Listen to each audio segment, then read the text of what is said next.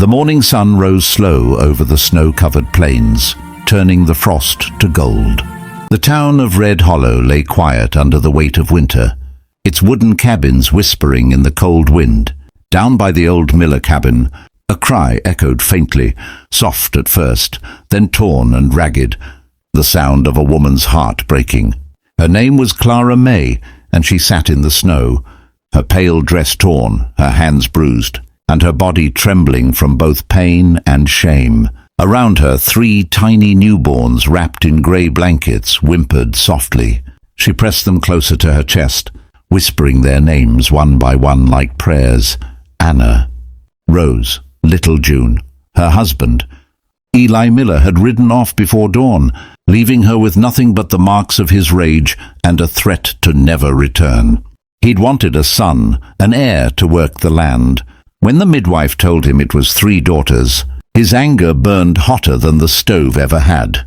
Clara remembered his words, his boots pounding across the floor, the sting of his slap, the slam of the door. Then silence. Only the crying of her babies and the howling wind.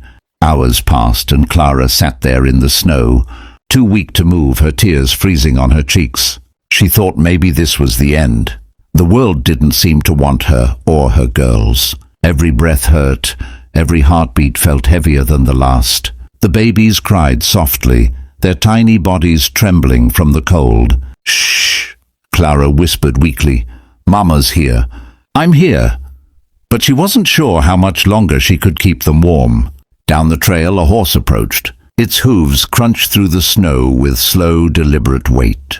The man who rode it was tall, taller than most, broad shoulders, under a heavy brown coat, dark hair hidden under a wide hat. Jonas Creed, the giant rancher from the northern ridge, was known across the valley for his size, his silence, and the way he carried himself, like a man who'd seen too much of both war and loneliness. He was on his way to town for supplies when he saw the broken figure near the fence. He slowed his horse, eyes narrowing against the glare. What he saw made his heart twist.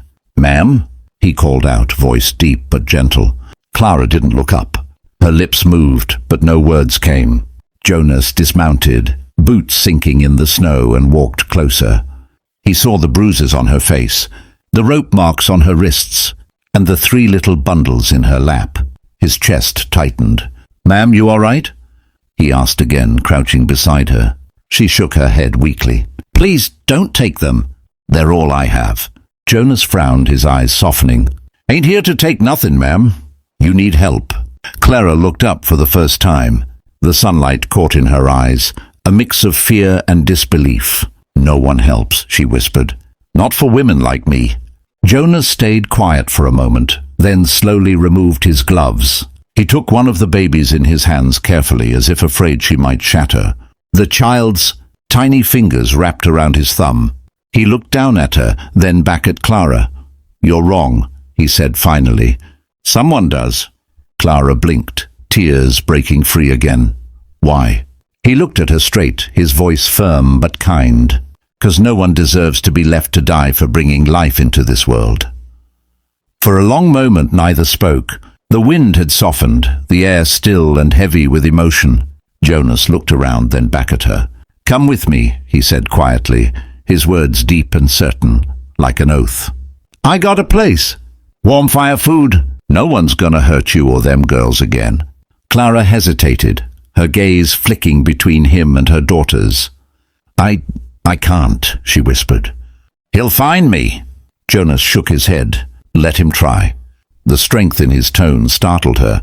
She looked into his eyes and saw something she hadn't seen in years. Safety. A kindness that didn't ask for anything back. Slowly, painfully, she nodded. Jonas took off his coat and wrapped it around her shoulders, lifting one of the babies into the crook of his arm and helping her stand. She was light, too light, and the moment she stood, her knees buckled. Jonas caught her, steadying her gently. "Easy now," he said softly. "You're safe. I got you." He led her to his horse, his breath fogging in the cold air. The sun was high now, glinting off the snow. He helped her onto the saddle, then handed her the babies one by one. She held them close, her eyes never leaving his. Jonas placed a reassuring hand on the reins and looked toward the horizon. Ain't no man got the right to raise a hand against a woman for what the Lord gave her, he muttered under his breath. As they rode away from the cabin, the cries of the babies faded into the quiet rhythm of hooves and wind. For the first time in years, Clara felt something warm deep in her chest. Hope. She looked down at her daughters, then at the man leading her horse, and whispered a silent prayer of thanks. Maybe this time, life was finally giving her a second chance.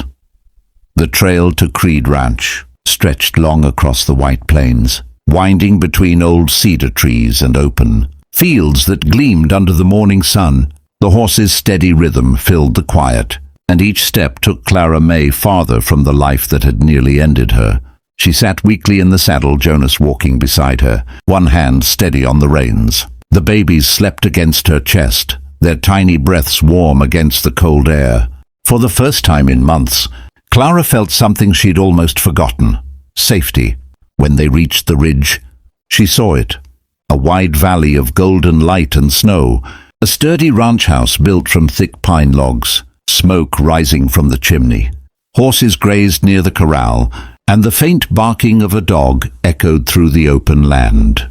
Jonas stopped for a moment and looked up at the sky, then back at her. "Home," he said simply. He helped her down, lifting her like she weighed nothing. The warmth from the fire hit her the moment he opened the cabin door. Inside it smelled of oak, coffee and tobacco. A kettle hissed softly on the stove. Jonas set the babies in a wooden cradle near the hearth and draped a blanket over them. Clara sank into the nearest chair, tears welling again. Not from pain this time, but from relief. Jonas knelt beside her, his voice low. "You're safe here. No one's going to touch you or them girls." She met his gaze, unsure if she could trust words anymore. "Why are you doing this?" she whispered. "You don't even know me." He looked down for a moment, then spoke with quiet weight. "Lost my wife 3 winters ago," he said. "She was carrying our child. Snow came early, couldn't get the doctor in time. Buried 'em both up near the hill." His voice trembled once, then steadied. "When I saw you in that snow holding those babies, it felt like the Lord was giving me a chance to do right by someone." Clara covered her mouth, eyes wide with emotion. The man before her, this giant rancher, known for his strength and silence, carried pain that mirrored her own. And yet in his voice there was gentleness, the kind that mended things broken too long. Jonas stood and poured water into a basin. "You clean up. I'll fix some stew." Hours passed.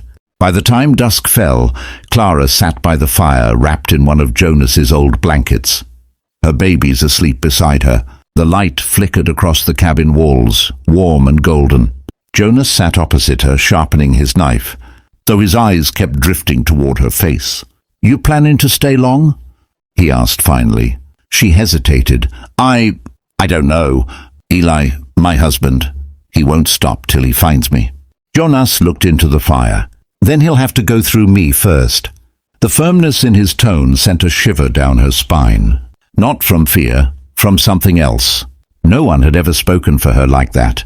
The next morning the peace broke. A rider came up fast through the snow, Sheriff Tate, his coat dusted white, his horse steaming from the run. Jonas met him outside. "Morning, Creed," the sheriff called. "Word's going round that Eli Miller's wife's gone missing.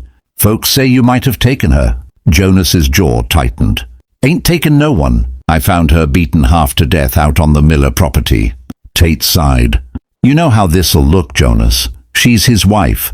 His kin say you stole her." Jonas stepped closer, his voice cold. "If protecting a woman and her babies from a man who near killed 'em counts as stealing, then maybe I did." The sheriff studied his face for a long moment, then nodded slowly. "You always did have your own kind of law out here." He glanced toward the cabin. "You keep her safe, Creed, but if Miller comes, you best be ready." That night the snow returned, soft and silent. Inside the cabin, Clara rocked her babies as the firelight danced across the walls. Jonas sat near the door, rifle propped beside him, staring out into the storm. "Why are you watching the window?" Clara asked softly. He turned his head slightly, because men like Eli don't stop easy. Hours later, a shadow moved at the edge of the fence line. Jonas stood in one motion, his boots barely making a sound. He opened the door just as lightning flashed. A figure on horseback, staggering in the storm. Eli Miller. Jonas stepped outside, rifle in hand. "You lost something." Eli's voice was hoarse and mean. "My wife, my property." Jonas's jaw clenched. "She ain't either of those things." Eli spat into the snow. "You think you can hide her from me?" Jonas lowered his rifle slightly, but his voice cut through the wind.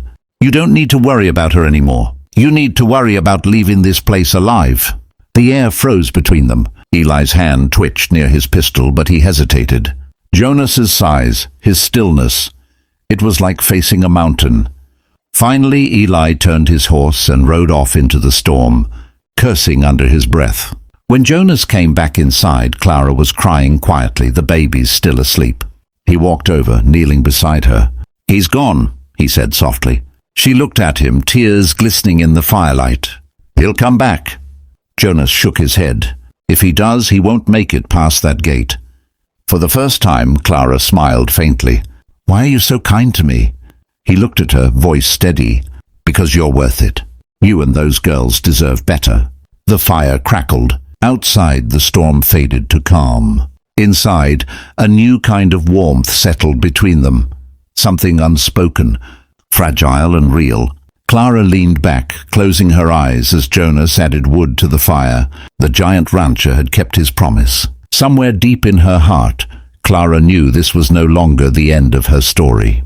It was the beginning. Subscribe to Old West Legends. If you believe kindness still exists, hit the like, subscribe, and bell icon for more heart-touching Western love and redemption stories that bring the old frontier to life.